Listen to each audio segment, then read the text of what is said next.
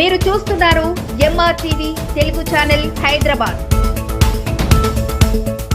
కాంగ్రెస్ పాలనలో ప్రజలకు కనీసం తాగునీరు ఇవ్వలేని దుర్భర పరిస్థితి ఉందని మాజీ మంత్రి సనత్ నగర్ ఎమ్మెల్యే తలసాని శ్రీనివాస్ యాదవ్ ఆరోపించారు. అమీర్పేట డివిజన్లోని బల్కంపేట, కుమ్మరి బస్తీ, బాపునగర్ ప్రాంతాల్లో వాటర్ వర్క్స్ ఉన్నతాధికారులతో కలిసి ఆయన పర్యటించారు. కలుషిత నీరు వస్తోందని స్థానిక మహిళలు ఎమ్మెల్యేకు ఫిర్యాదు చేశారు. కమర్షియల్ అవసరాలకు నీటి సరఫరాను తక్షణమే నిలిపివేసి ప్రజల దాహార్తిని తీర్చాలని అధికారులను తలసాని ఆదేశించారు. మున్సిపల్ శాఖను తన వద్దే పెట్టుకుంటున్న ముఖ్యమంత్రి నగర ప్రజలకు నీరివ్వలేమని చేతులెత్తేస్తారా అని ప్రశ్నించారు. 2-3 రోజుల్లో తాగునీటి సమస్యను పరిష్కరించకపోతే జలమండలి కార్యాలయాన్ని ముట్టడిస్తామని తలసాని శ్రీనివాస్ యాదవ్ హెచ్చరించారు. ఈ కార్యక్రమంలో బీఆర్ఎస్ నేతలు, కార్యకర్తలు, స్థానికులు పాల్గొన్నారు.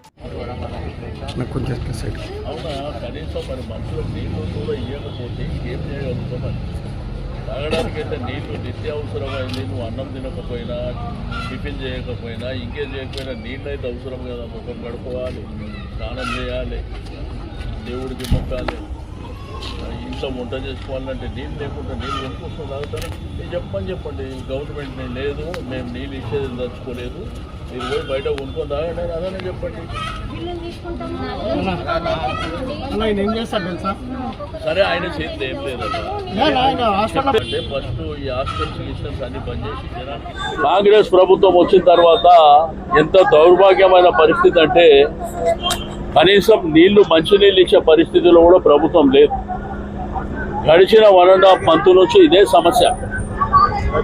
ఈ సమస్య ఏంటంటే మీరు బీజేఆర్ నగర్ చూసిండ్రు, ఉమ్మర్ బస్తీ ప్రాంతంలో చూసిండ్రు, గురుద్వార్లో చూసిండ్రు, ఇక్కడికి వచ్చే మరి ఈ ఏరియాలో కూడా బాపునగర్లో కూడా చూస్తున్నాం.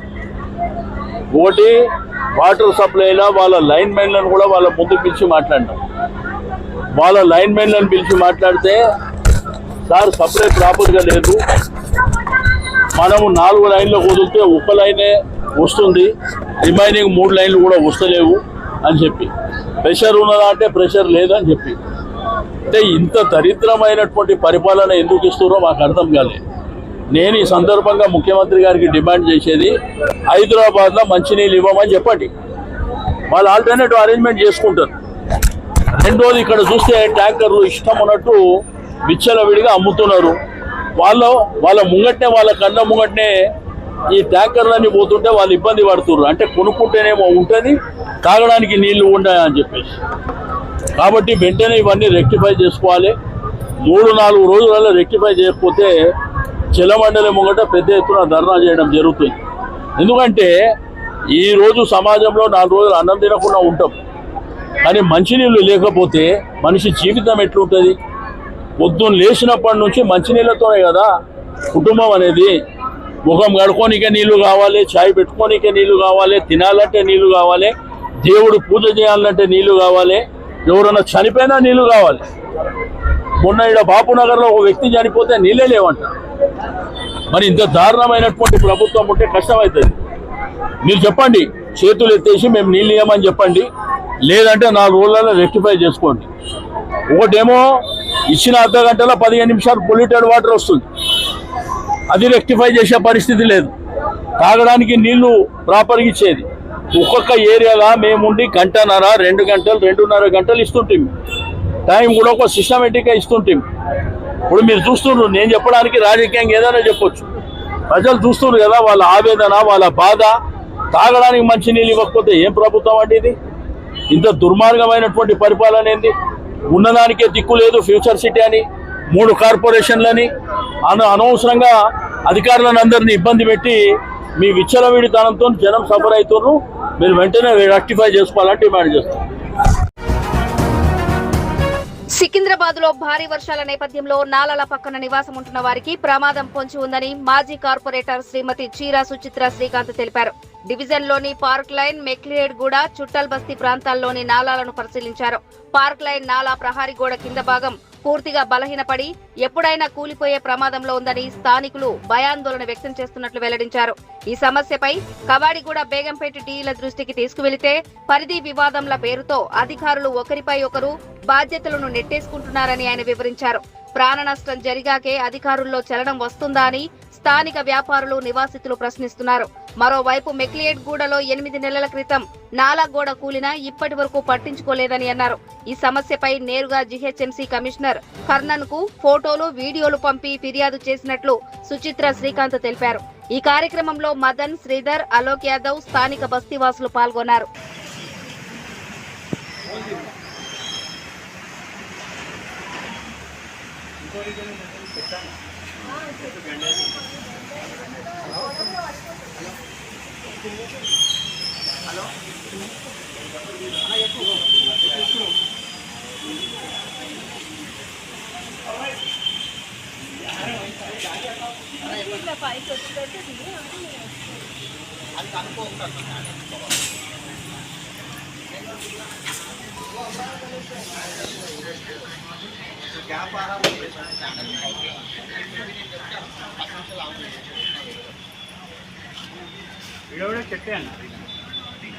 ఇక్కడ నుంచి చెప్తే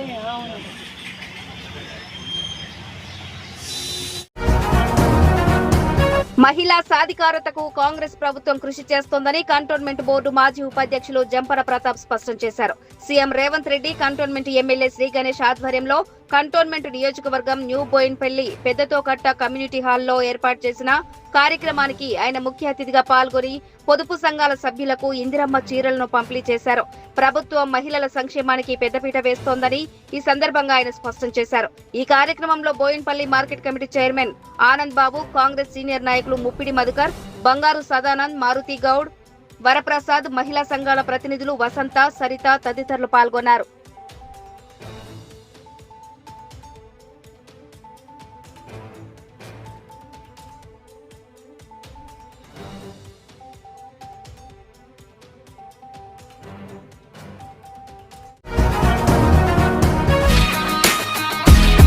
తాజా వార్తల కోసం MRTV తెలుగు ఛానల్ ను సబ్స్క్రైబ్ చేయండి, లైక్ చేయండి, షేర్ చేయండి.